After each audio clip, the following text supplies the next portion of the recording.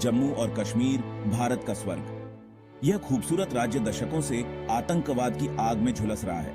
हमें इस त्रासदी को समझना होगा, इसके कारणों को जानना होगा और समाधान ढूंढना होगा। यह सिर्फ एक जगह की प्रॉब्लम नहीं है, इसका असर पूरे भारत पर होता है। इस आतंकवाद के पीछे क्या वजह है?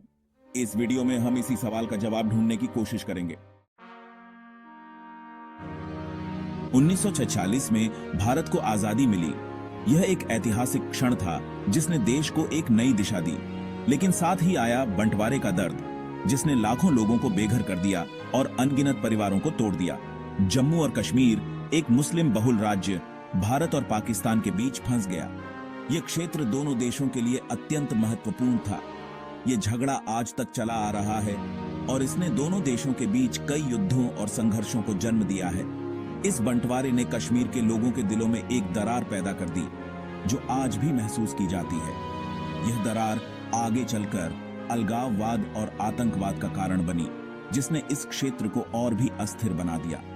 इस जगह का स्ट्रेटेजिक महत्व भी साफ है, क्योंकि यह क्षेत्र न केवल प्राकृतिक संसाधनों से भरपूर है, बल्कि इसकी भौगोलिक स्थिति भी महत्वपूर्ण है। यहाँ से भारत, पाकिस्तान और चीन की सीमाएं मिलती हैं, जिससे यह क्षेत्र और भी संवेदनशील हो जाता है। इस क्षेत्र की स्थिरता एशिया की स्थिरता के लिए महत्वपूर्ण है। 1970 और 1980 के दशक में कश्मीर में अलगाववाद और आतंकवाद का उदय हुआ। पाकिस्तान ने इस आग में घी डालने का काम किया। उसने आतंकवादियों को पनाह दी, उन्हें हथियार और पैसा दिया। भारत सरकार पर अत्याचार और ज्यादती के भी आरोप लगे। इन सब कारणों से कश्मीर में गुस्सा बढ़ता गया और बहुत से नौजवान आतंकवाद की राह पर निकल पड़े। हमें यह समझना होगा कि कश्मीर की स्थिति केवल बाहरी ताकतों के कारण नहीं है, कि केवल बाहर की ताकतें ही आतंकवाद के लिए जिम्मेदार नहीं हैं। कश्मीर के लोगों की अपनी समस्याएं भी हैं, जो दशकों से अनदेखी की जा रही हैं। कश्मीर में रहने वालों लोगों की अपनी समस्याएं भी हैं। ये समस्याएं केवल राजनीतिक नहीं हैं, बल्कि सामाजिक और आर्थिक भी हैं। बेरोजगारी, गरीबी और विकास की कमी ने आग में घी डालने का काम किया है। इन समस्याओं ने लोगों के जीवन को कठिन बना दिया है और उन्हें निराशा में धकेल दिया है। नौजवानों में निराशा है, उन्हें अपना भविष्य अंधकारमय दिखाई देता है।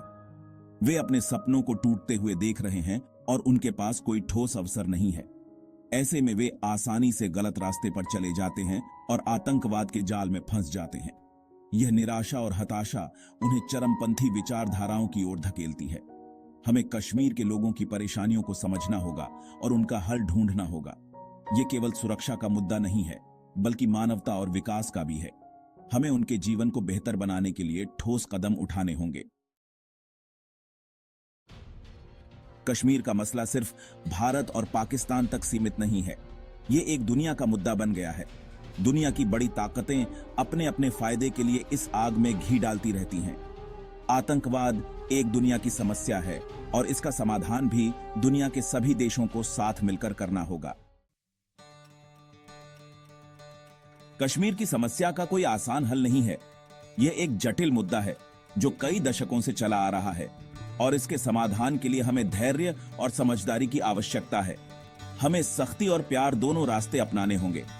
सख्ती से आतंकवाद को रोकना होगा और प्यार से कश्मीर के लोगों का दिल जीतना होगा। आतंकवाद के खिलाफ कड़ी कार्रवाई जरूरी है, क्योंकि यह हमारे देश की सुरक्षा और शांति के लिए खतरा है। हमें यह सुनिश्चित करना होगा कि आतंकवादियों को कोई मौका न मिले, लेकिन साथ ही कश्मीर के लोगों से बातचीत भी जरूरी है। संवाद से ही हम उनके दिलों को जीत सकते हैं और उनके मुद्दों को समझ सकते हैं। पढ़ाई और रोजगार ही असली समाधान है। शिक्षा और रोजगार के अवसर ही कश्मीर के युवाओं को एक नई दिशा दे सकते हैं।